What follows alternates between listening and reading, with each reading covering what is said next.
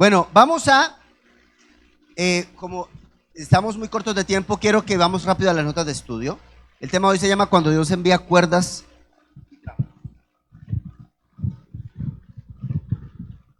Cuando Dios envía cuerdas y trapos.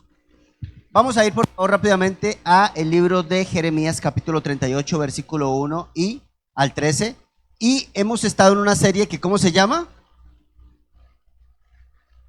Historias poco comunes de la Biblia con grandes enseñanzas. Sé que es un título bien largo porque no encontré otro, pero historias poco comunes con grandes enseñanzas. Recapitulemos. ¿Qué historias hemos visto? La Abimelech, cuando cae la piedra que lo golpea a una mujer y dice, ay no, crúzame con una espada, no diga a la gente que me mató una mujer. ¿Quién lo mató entonces? El orgullo. Muy bien. Bueno, ¿qué otra historia hemos estado? ¿Qué? La del profeta joven y el profeta viejo, ¿cierto? Y según Rich, el único que sobrevivió fue el burro. Entonces dice Rich que hay que hacer como el burro, obedecer al Señor.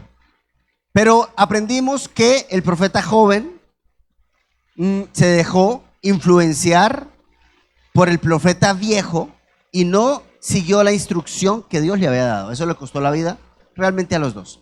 Bueno, ¿qué otra historia vimos?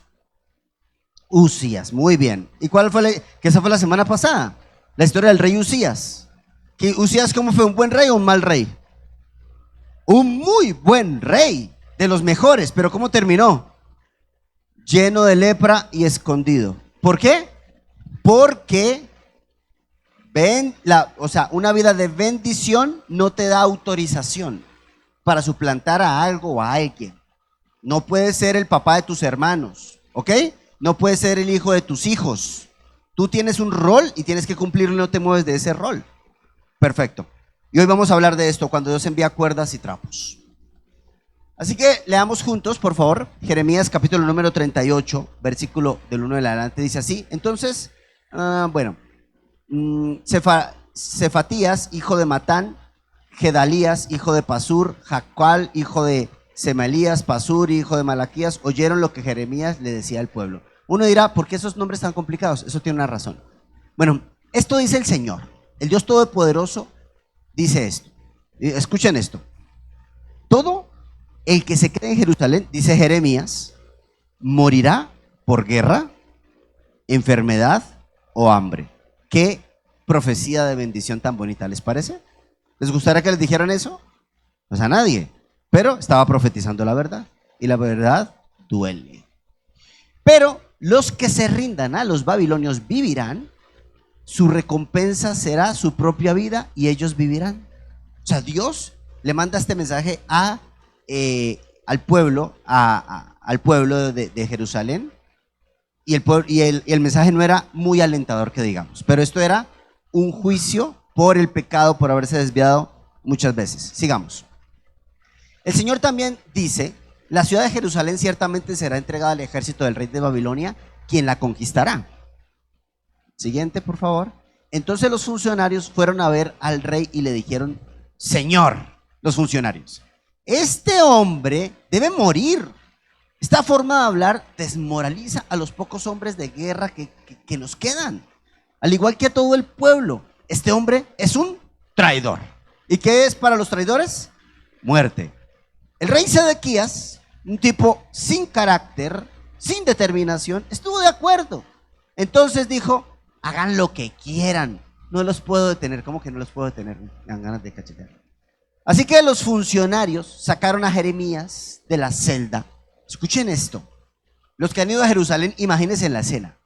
Lo bajaron con sogas a una cisterna vacía en el patio de la cárcel que pertenecía a Malquías, miembro de la familia real. La cisterna no tenía agua, pero Jeremías se hundió en una espesa capa de barro que quedaba en el fondo. ¿Te imaginas eso? Blup, blup, blup, blup, blup, blup. Ahí estaba. Pero aquí va la historia poco común con grandes enseñanzas.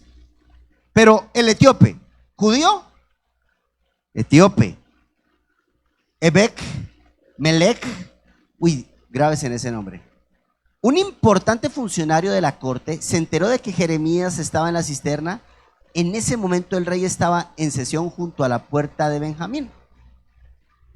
Entonces Ebed-Melech salió del palacio a toda prisa para hablar con él. Y entonces Ebed-Melech habla con el rey. Mi señor y rey, dijo, estos hombres hicieron un gran mal al poner al profeta Jeremías dentro de la cisterna. Pronto morirá de hambre porque pues, casi no hay pan en la ciudad, porque la ciudad iba a estar sitiada. Siguiente.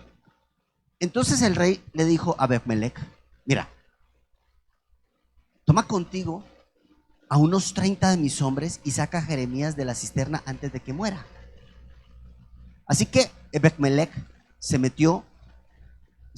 llevó a los hombres y fue a la habitación del palacio que estaba debajo de la tesorería, y allí encontró, subraye esto, trapos viejos y ropa deshecha que llevó a la cisterna.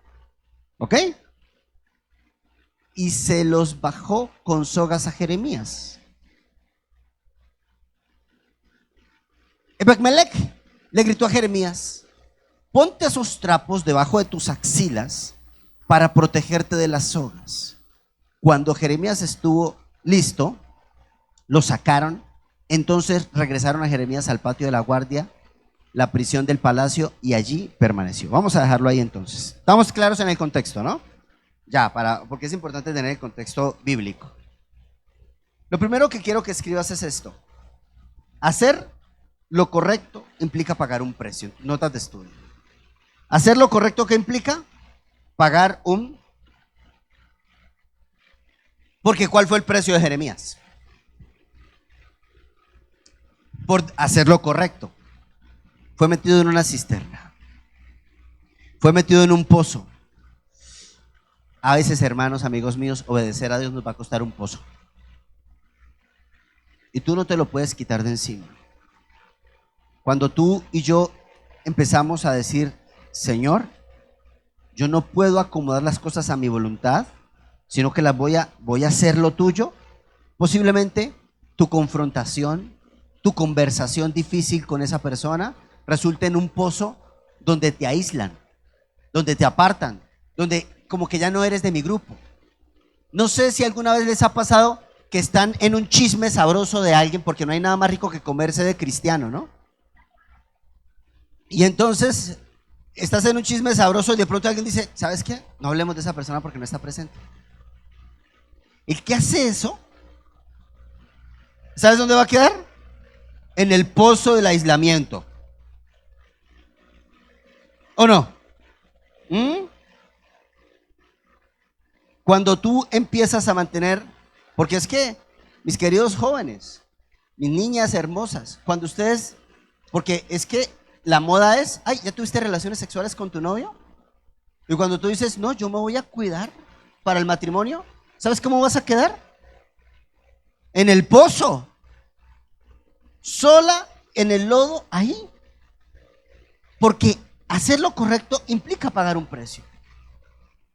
Y no va a ser nada sencillo. Cuando te ofrezcan cosas rápidas, dinero rápido, ¿sí me entienden? Negocios chuequirres para que tú hagas cosas supuestamente grandes. No, señores, nos cuesta pagar un precio. Y eso es ir contracorriente. Pero a mí me gusta mucho lo que dice el libro de Mateo capítulo 5, versículo 10, dice, bienaventurados los que padecen persecución por causa de la justicia, porque de ellos es el reino de los cielos. A ellos les pertenece el reino de los cielos. Entonces, el problema muchas veces es que no queremos pagar el precio de caer mal, porque estamos en pro de que nos aprueben o validen o nos quieran o nos acepten, o ese sentido de pertenencia. Pero a veces tú no perteneces a ese grupo de chat donde te envían pornografía, hermano. ¿Qué haces ahí? ¿Qué haces ahí en ese grupo de tus ex compañeros del colegio donde empiezan a contar sus porquerías? ¿O de la universidad? O sea, ¿qué haces ahí? Entonces, hacer lo correcto tiene un precio. Ese es el precio de Jeremías. Pero bueno, mi predicación y mi enseñanza de hoy no es sobre Jeremías, solamente quería retomarlo. Mi enseñanza sobre Ebed-Melech. Por eso se llama, el título, ¿cómo se llama? Dios envía cuerdas. Cuando Dios envía cuerdas y trapos. Así que el punto número 2 es este. Dios usa lo que el mundo ignora. Para que lo llenes ahí en tus notas de estudio. Y yo te dejé espacio en las notas de estudio para que puedas tomar apuntes de ideas que Dios te vaya hablando en esta mañana. Ahora, Ebed-Melech, ¿quién era? ¿Judío? ¿Sacerdote? ¿Levita? ¿Profeta? Nada. No era nadie. O sea, era un etíope. ¿De qué color es el etíope? Azul, casi. ¿O no? Negro azulado. ¿O no? O sea, como que no encajas. O sea, ¿tú qué haces aquí? Un don nadie. Y un don nadie que ve esta injusticia tan grande, va donde el rey, habla con el rey, y bueno, llega a un acuerdo con el rey y influencia al rey, porque el rey al fin y al cabo era un hombre sin carácter. Desafortunadamente Sedequías fue un rey muy flojón en su temperamento, en su carácter. Pero quiero decirte algo. Bien, porque tú estás orando por tus hijos y nadie ve cuando tú oras por tus hijos. Bien, cuando tú oras por tu matrimonio y de pronto él no ve o ella no ve esa oración. O sea, Dios siempre va a usar lo que el mundo va a ignorar. Entonces, yo sé que yo escribí aquí, que es algo que me llamó mucho la atención. Hay empleados que no tienen voz y voto, pero entonces confrontan la injusticia en la empresa. Les voy a contar algo que a mí me pasó. Recuerdo que yo, cuando tuve mi primer empleo oficial, o sea, a los 18, 19 años, resulta que en la empresa yo me di cuenta que no sé cómo se dice, el yerno de la dueña, el yerno es el esposo de la hija, ¿cierto? El yerno de la dueña vendía el cuero, porque yo trabajaba en una fábrica de calzado, el cuero, o sea, vendía casi todos los insumos. Y yo me di cuenta que el hombre le subía y le inflaba el precio a la mercancía, desmedidamente, ¿sí? Y no solamente eso, sino que también me empecé a dar cuenta que los materiales que enviaba no eran de primera calidad, eran regulares. Porque yo era el encargado de la bodega, por eso yo lo sabía, yo era el bodeguero. Entonces, recuerdo que me fui, hablé con la dueña de la empresa y le dije, esto está pasando, esto está pasando, esto está pasando. Entonces, no sé, o sea, para que tomen una decisión, este es mi reporte para ustedes. ¿Sabes qué me dijeron? Me dijeron, ¿nos puedes firmar el contrato de despedida? O sea, ya no trabajas con nosotros. Yo quedé más aburrido. O sea, yo haciendo lo correcto, bye. Chao. Pagamos el precio. Pero cuando Dios me permitió tener mi propio negocio, me bendijo tanto. Hermanos, ¿para quién estás haciendo lo que estás haciendo? Acá lo importante es que Dios te vea. Acá lo importante es que tú confrontes a esa persona posiblemente que está en una posición un poco más alta que la tuya, ni liderazgo, una autoridad, y tú puedas con respeto, como Ebed-Melech, y decirle, ¿sabes qué? Esto no está correcto, hay que hacer algo. Qué bueno por aquellos que interceden por los que no tienen voz y voto. Qué bueno por aquellos que levantan su voz por esos niños que están en el vientre de una madre y que los van a abortar. Bien por esas personas. Bien, porque somos unos revolucionarios. Estamos luchando por la familia, ¿o no? Ayer tuvimos acá como 33 matrimonios. ¿Cuántos? Sí, 33 matrimonios que salieron restaurados, sanados. Dios hizo cosas milagrosas en ellos, que nunca han venido a la iglesia, que no son cristianos en su gran mayoría. Pero alguien tiene que hacer algo. ¿Y qué vas a hacer? Y ahora yo te digo en tu vida práctica, ¿y tú qué vas a hacer cuando en tu casa y en tu familia uno de los dos es tan dominante que silencia la voz de sus propios hijos? ¿Qué vas a hacer cuando tú en tu casa y en tu familia, esa persona que es dominante pisotea la estima del otro? ¿Te vas a quedar callado porque tienes miedo al conflicto? ¿Porque tienes miedo a que se enoje? No, señores. Es que Dios usa lo que el mundo ignora. Y a veces yo admiro tanto esas personas que están detrás de bambalinas, esos que son pacificadores en realidad, porque claro, o sea, el problema del carácter que yo tengo es que somos demasiado impulsivos. Lo bueno es que yo tengo un regulador, mi esposa. A mí me echa esa cuando, mire, yo voy a hacerlo, aquí yo me riego como quiero ahorita en este momento, porque no está mi esposa, está con los niños, pero cuando ella está, yo digo 4 palabras y la miro. Porque, y yo conozco sus ojitos, ya. Ya cuando, híjole, regúlese, bájele.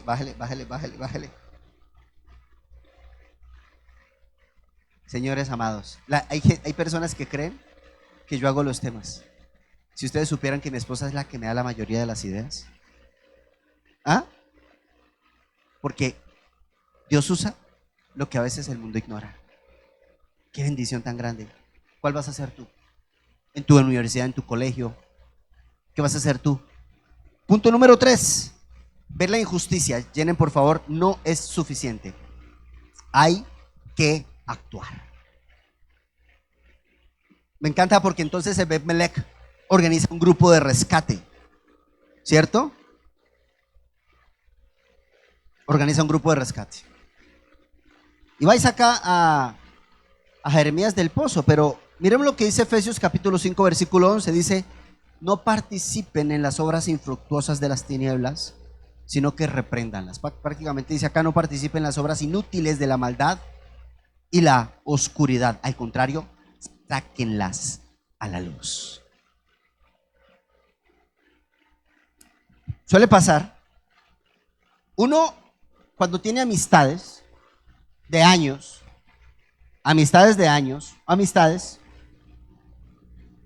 uno se empieza, las amistades, lo interesante de las amistades es que las amistades tienen la tendencia a contarle a su amigo lo bueno y lo malo, ¿no? Por eso somos amigos. ¿Sabes quiénes son los primeros que se enteran de una infidelidad? Casi siempre los amigos del infiel o de la infiel. Casi siempre son los primeros que se dan cuenta. Y entonces, ¿qué haces cuando tú te enteras de eso con un amigo? ¿Vas a confrontarlo? El punto está cómo lo vas a confrontar. Porque si la confrontación es pecador, te vas a quemar en las llamas del infierno, ojalá que te dé lepra, bueno, o sea, sí, y se caiga y bueno, lo que sea que pase. O sea, claro, pues lo vas a alejar. O sea, hay que saber hacer la confrontación. Y la confrontación tiene firmeza, pero tiene compasión. Porque el que esté libre de pecado, que tire la primera piedra. Porque antes de la caída está el tibieza de corazón, porque uno tiene que ser muy, o sea, sí firme, pero a la vez uno tiene que ser compasivo. Porque haz con otros lo que tú quieres que hagan contigo, eso es cierto. Pero ¿qué haces? ¿Te callas? ¿Te justificas? ¿Lo justificas? ¿Te ríes con él? ¿Tú crees, honestamente, que hay justificación? Honestamente, hermanos, ¿ustedes creen que hay justificación para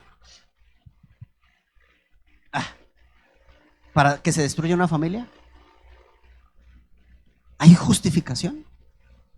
¿Pero sabes por qué pasa eso? Porque uno de los dos no supo confrontar la verdad a tiempo. Te voy a decir esto claramente: cuando una familia se destruye, uno de los dos no supo poner un alto al irrespeto, no supo poner un alto a las llegadas tarde, no supo poner un alto a la humillación, no supo decir: no, respetas esta casa porque te amo a ti, porque amo a nuestros hijos. ¿Sí ve la diferencia?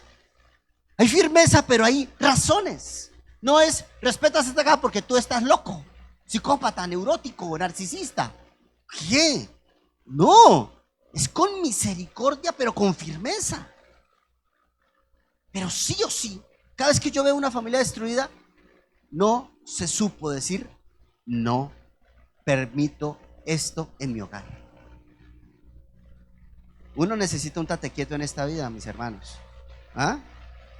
Punto número 4. Ahora Jeremías va y dice, escriban esto: lanzar cuerdas no basta, también hay que mandar trapos. Porque uno se pregunta, ¿y para qué Jeremías va y consigue los trapos? ¿Cierto? Ebed-Melech. ¿Para qué consigue los trapos Ebed-Melech? ¿Cuál es la razón de los trapos? Para que no lo lastimes. Para que no lo lastimes. Si tú ves a alguien en el pozo y si tú quieres sacarlo, pero lo sacas con tus cuerdas, puede que lo saques, pero ¿sabes cómo va a salir? Sangrado. Por eso es una de las cosas que a mí no me gusta. Yo les voy a ser honesto, a mí no me gusta que cuando una persona vaya a un retiro espiritual, como le quieras llamar, te digan malas palabras, te insulten, rata inmunda, porquería, asqueroso, tú eres una miseria humana. ¿Qué es eso?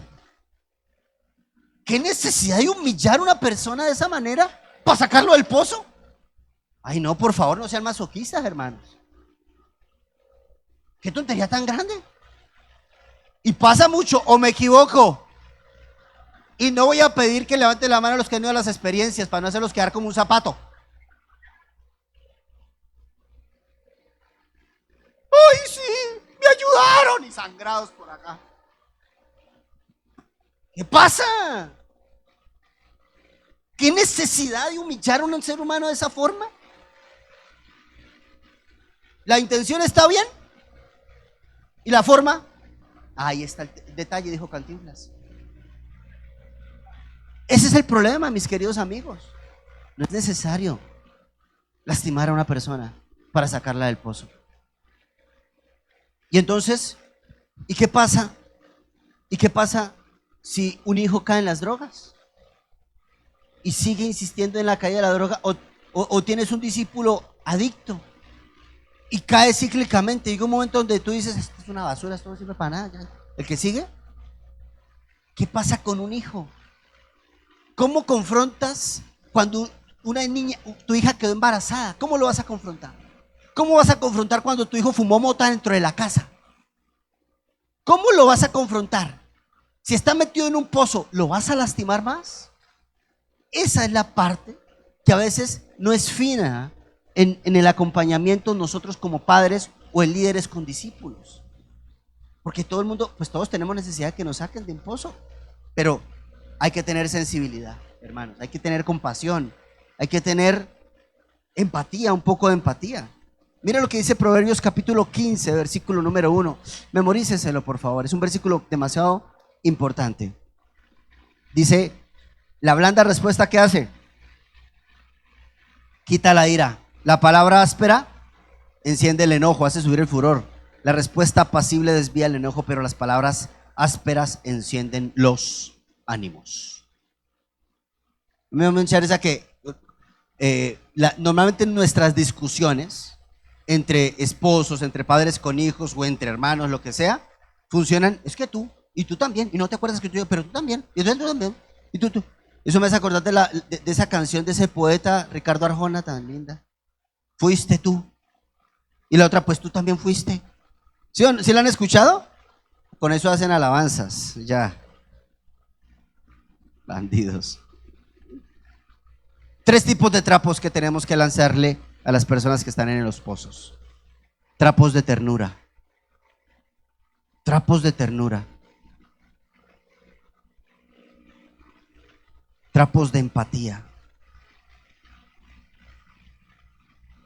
Trapos de silencio. Esos son los trapos que no lastiman. Y voy a explicarte por qué esos trapos no van a lastimar.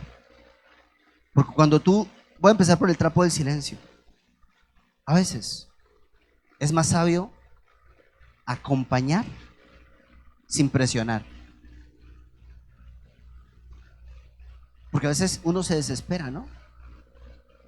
Pero qué difícil es sentarse y simplemente decirle a la persona, aquí estoy, no pasa nada. Y no tiene que pasar un duelo. Hay personas que lo único que necesitan es llorar. Hay personas que lo único que necesitan es que alguien se siente con ellos y los mire. Y el silencio sana mucho más que nuestra dialéctica y que nuestro discurso y que nuestras frases súper elaboradas. El silencio es tan sanador. Porque ¿sabes cómo le llamo yo al silencio? El ministerio de tu presencia. Regala el ministerio de tu presencia a esa persona. Pero el otro trapo es el trapo de la ternura. Que tú puedas, a pesar de que esté en un lago cenagoso como Jeremías, tú puedas decirle, ¿sabes qué? Te entiendo. O sea, no ha sido fácil. Te ha costado. Ay, todos nos hemos equivocado. No, vamos a seguir adelante. No se trata, no es un tema tuyo. Todos hemos fallado. Entiendo esto.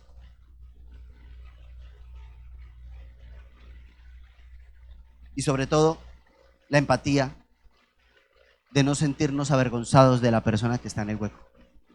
Voy a contar algo muy interesante que me pasó esta semana. Sí, esta semana fue. ¿Cuándo fue que llevamos los niños a la casa? Ah, no, fue la semana pasada. Fue la semana pasada. Y entonces, llevamos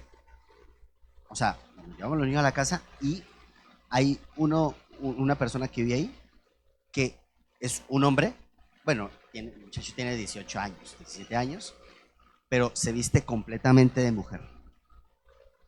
De pies a cabeza, así, de mujer. ¿Estamos?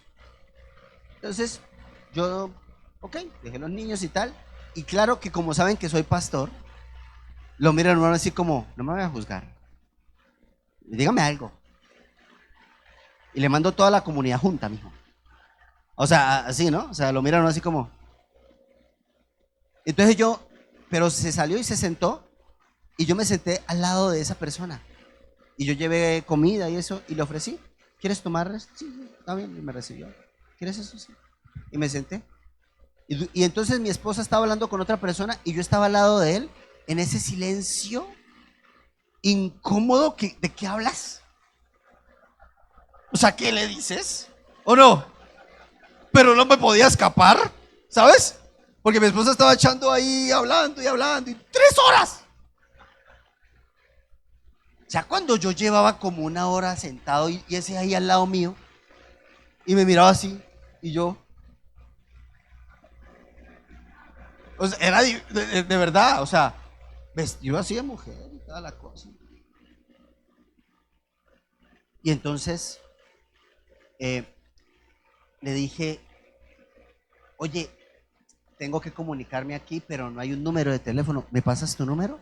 Para que nos comunicamos entre los dos, para que tú le des el mensaje a esta persona. ¿Tá? Y yo, sí, claro, te paso el número. El número. Y le dije,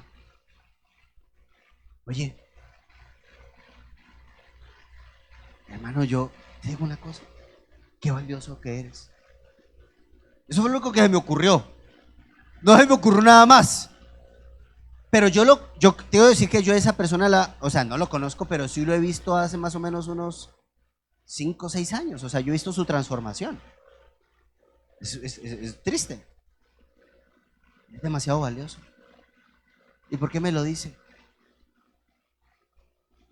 Y entonces uno, o sea, empieza uno a, Padre, ilumíname, ¿no? Porque, o sea, papá, ayúdame, porque de verdad, o sea, hay cosas que uno no, a mí no me dieron esa clase en el instituto bíblico.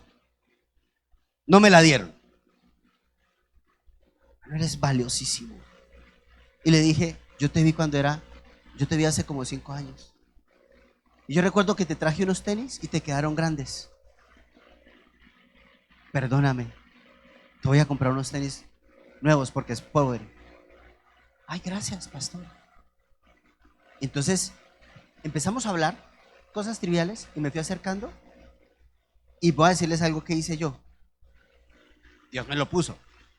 Yo casi que me arrodillé porque estaba sentado frente a mí y le tomé la mano. Yo no sé qué pensaría, yo quiero aclarar, o sea, no, o sea, no sé, o sea, porque es como, la cosa está como incómoda, ¿no? Pero ya ahí, eso era chistoso, pero ay, vaya, hágalo, mío. Y mi esposa me estaba mirando y yo, todo bien, estoy claro. O sea,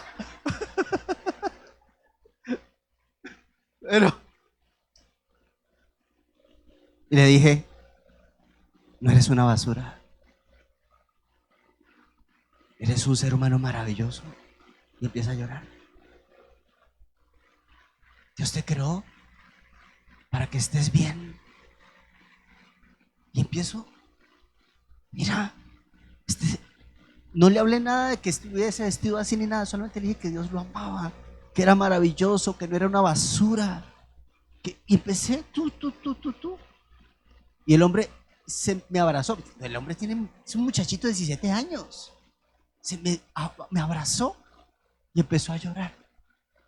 Y dijo, no he podido todavía superar que me hayan matado a mi papá y a mi mamá. Y yo sé que lo único que busco es un papá. Hermano, o sea, uno queda... ¿Sí me hago entender? Pero entonces uno quiere, arrepiéntete, pecador. Y sí, o sea, hay pecado, ¿y quién no? Pero ¿cuáles son los trapos que estamos lanzando para no lastimarlos, amigos míos? Yo se lo pregunto con toda honestidad.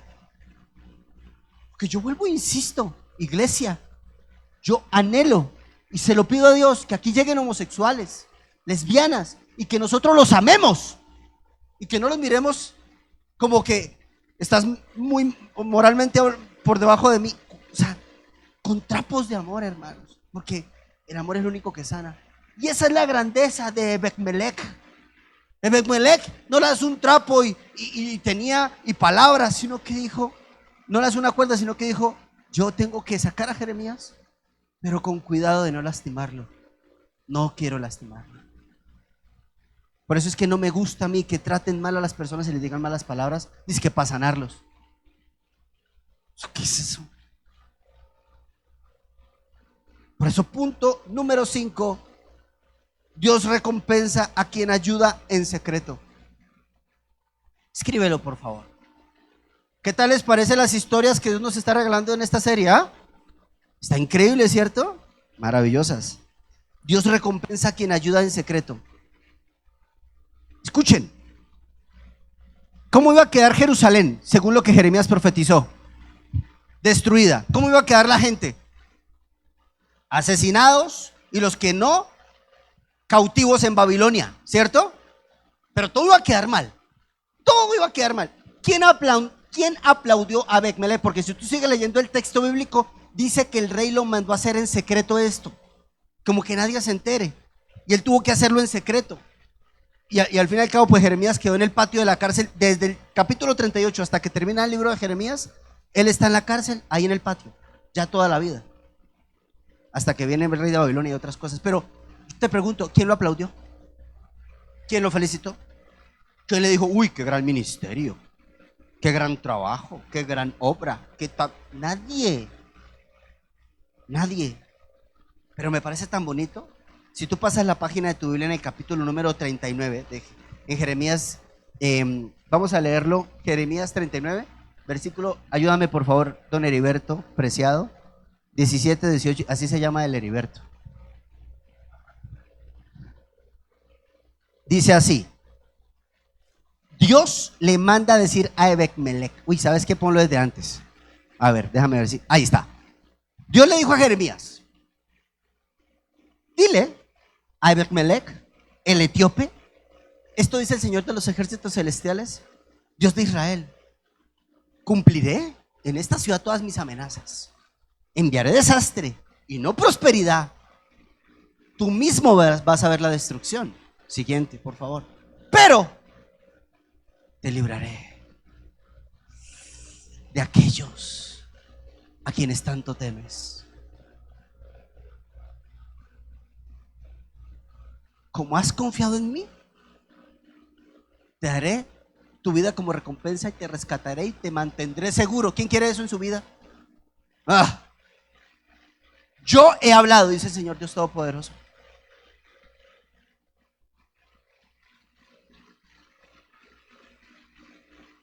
Ahora yo te quiero preguntar, ¿a quién necesitas lanzarle una cuerda hoy? Porque hay gente que está en el pozo, pero tiene el corazón tan endurecido que ni siquiera quieren salir de ahí, ¿o no? Ni siquiera saben que están ahí. ¿A quién le vas a lanzar esa cuerda? ¿Qué hijo, qué hermano, qué amigo, qué esposo, qué esposa? ¿A quién? Porque si tu tarea es mirarlo desde arriba y decir tú te equivocaste y tú hiciste y tú me humillaste y tú, pues no va a funcionar nada. O sea, Dios no va a llevarte a otro nivel. Y ese es el deseo de papá. Papá te ama, pero papá va a formar a Cristo en tu vida. Y Ahimelech tenía a Cristo, hermano. Era un hombre conforme al corazón de Dios. Y un hombre que aparece sinceramente en 5 versículos de la Biblia. No dice más. Y se aparece. Pero le fue bien toda su vida. Así que qué bueno que te metan al pozo por ser honesto, pero qué mejor aún si tú puedes sacar a alguien del pozo, pero con misericordia, con amor, con cariño. Dice Oseas 11:4, con cuerdas humanas los atraje, con cuerdas de amor los tengo conmigo. ¡Oh! ¿O no? Oseas 11:4. Guía a Israel con mis cuerdas de ternura y de amor. Quité el yugo de su cuello y yo mismo me incliné para alimentarlos. ¡Oh! Así es, hermanos. Así funciona. Hace algunos años, cuando estábamos en Lope de Vega, ¿se acuerdan los jurásicos de esa etapa de nuestra vida? Entonces, cuando estábamos en Lope de Vega, una vez, claro, la congregación, cuando había avivamiento veíamos 15 personas. Y entonces yo recuerdo que una vez vi una predicación que hablaba acerca de que Jesucristo dijo, misericordia quiero y no sacrificios. No sé si se acuerdan bien. Bueno, yo me acuerdo casi de todas las sesiones. Misericordia quiero y no sacrificios. Y entonces vi un video muy interesante. Caín, prepara el video porque lo vamos a pasar. Oye, please, ayúdame, gracias.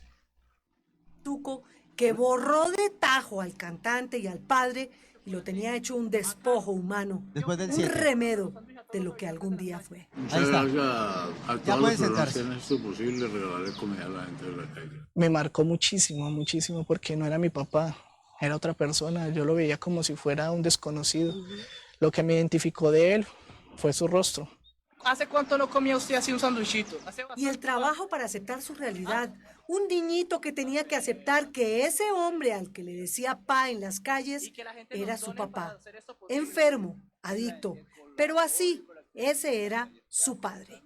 Epa, esa es la actitud, pa. Yo nunca me avergoncé de mi papá. Él con el costal al hombro y un día, yo en el colegio, ya estaba en primero, y estaba saliendo yo del colegio y va pasando mi papá y no me había visto. Y yo corro con esa felicidad porque cada día verlo vivo era una felicidad para mí, abrazarlo. Todos mis compañeros, los niños, las mamás, los profesores, aterrados, tan sorprendidos que me alejaron de él pensando que yo de pronto no sé qué había pasado porque obviamente hay una expectativa muy fuerte con la habitante de calle.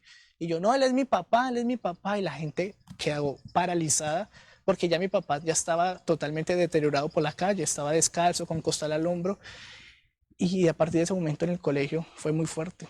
Ah, el hijo del loco, me decían, ah, el que tiene papá desechable, esa palabra tan fea.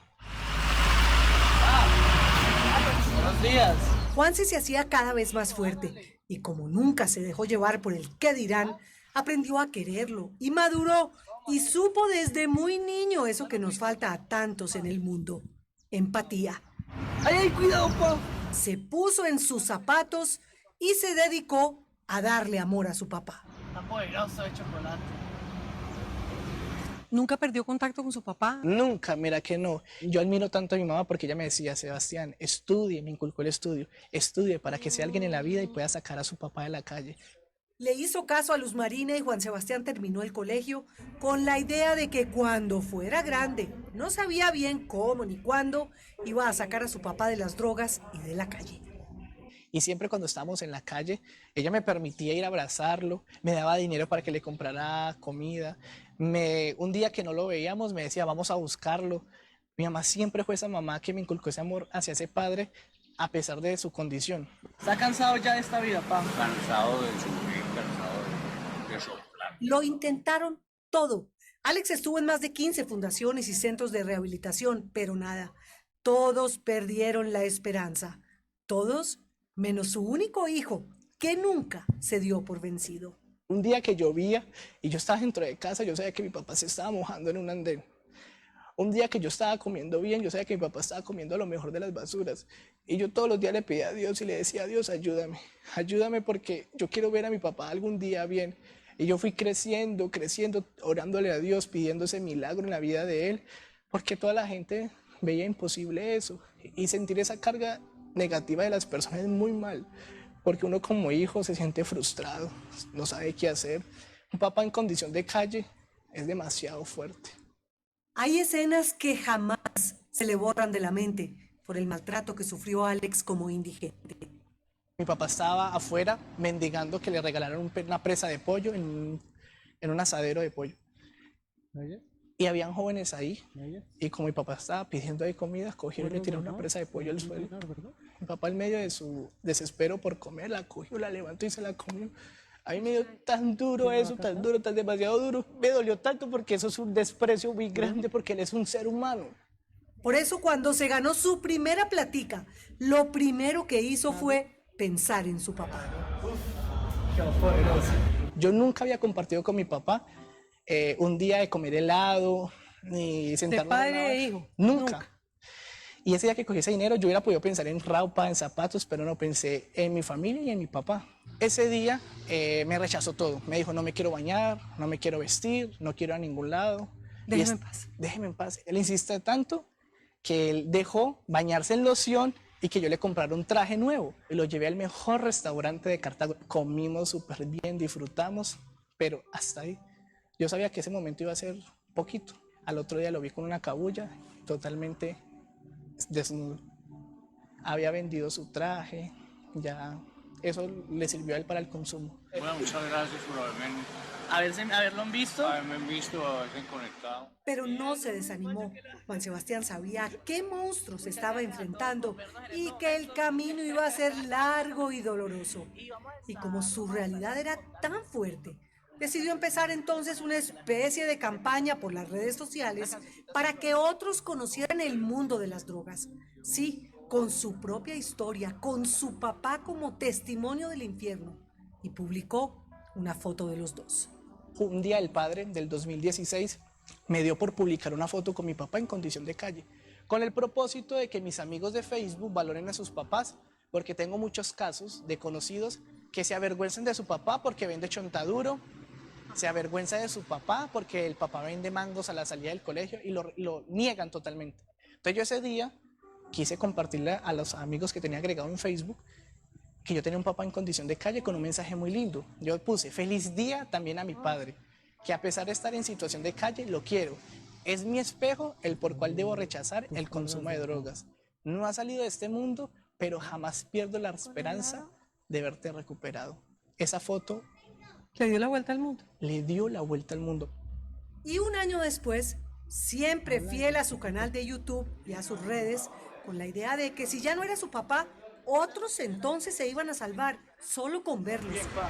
Para que se motive, pa. Para que salgamos de esto. Y otro día del padre, se lanzó a la calle a buscarlo Porque sea como sea, es mi papá y no me avergüenzo de él. para darle una sorpresa.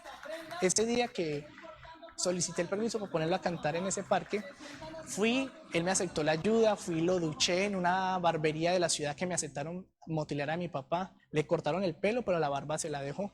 Y saliendo de esa barbería le dije, pa, mire, eso es un motivo, mírese al espejo para que usted salga de las drogas. Cantó espectacular, la gente se levantó, le aplaudió, yo hice un material fílmico para subirlo a redes sociales para que miraran cómo estaba mi papá, porque para mí ya era un orgullo verlo motilado y bañado.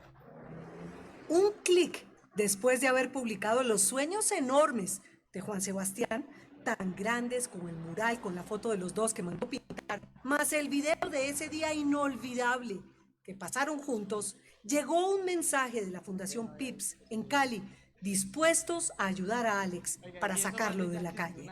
Fue un proceso tan difícil al principio porque él me odiaba, mi papá no me quería. Yo iba a visitarlo y me rechazaba totalmente.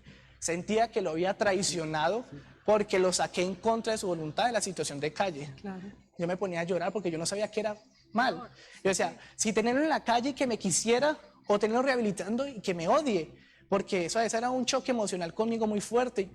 Después de 15 años consumiendo drogas y viviendo en la calle, Alex lleva 1 año y 5 meses limpio, 17 meses sin consumir, recuperándose, tratando de encontrar al hombre que fue. Y así es la vida, no las drogas. ¡Epa! Que tiene solo 47 años y vive en un cuerpo destartalado por los efectos de las drogas y el hambre. Y ver a mi papá totalmente cambiado es una felicidad muy grande. Hay unas secuelas que le dejó la droga, como unos defectos mentales y todo eso, pero cada vez avanza en su proceso y verlo también me emociona demasiado. Era donde dormía yo todos los días. Volvimos juntos a Cartago a recorrer sus pasos. Regresamos a la discoteca en la que hace años empezó esa pesadilla y volvió a caminar, esta vez bañado, vestido y sobrio, ¿Te acuerdas? Dios lo bendiga, mano. limpio, por las calles por las que antes dormía y los parques que fueron alguna vez su hogar. Los efectos de la droga y las cicatrices en el cuerpo quedarán para siempre. Pero como es un hombre nuevo, aunque estaba un poco nervioso, logró decir lo que más quería y con una sonrisa nueva, después de haber perdido también hasta el último de sus dientes. Yo le agradezco a Sebastián de que me haya empujado, me haya dado ese empujoncito a tomar conciencia, a hacerme sentir como persona otra vez después de haber estado en un andén como un indigente. Volverme a sentir como una persona. Él fue el que me dio el empujón. Todavía Juan se le dice pa, La nieta. hasta el último día. Y ahora lo dice con orgullo por el esfuerzo que ha hecho para mantenerse limpio, para que sea el mejor papá que puede ser y el abuelo que necesita esa pequeña Antonella Un imbécil. Un bechito, un bechito. que se convirtió en otra razón para vivir. Padre es padre sin importar cuál sea su situación. Y mi papá puede ser lo que sea y siempre lo voy a amar, siempre. Alex tiene 2 retos gigantes por delante: vivir un día a la vez y convertirse en el héroe de su hijo, en la mejor versión de sí mismo, para estar a la altura de Juan Sebastián y por fin construir un futuro juntos. Bien, esas son las cuerdas. Amigos, esos son los trapos. Somos tan duros, ¿no? Somos tan indolentes. Muchas veces. Vamos. Seamos un Ebek Melech. No solo son cuerdas. Hay que hacer que no les duela. Que no salgan lastimados. El amor cubre multitud de faltas, iglesia. Multitud de faltas. Solamente el amor.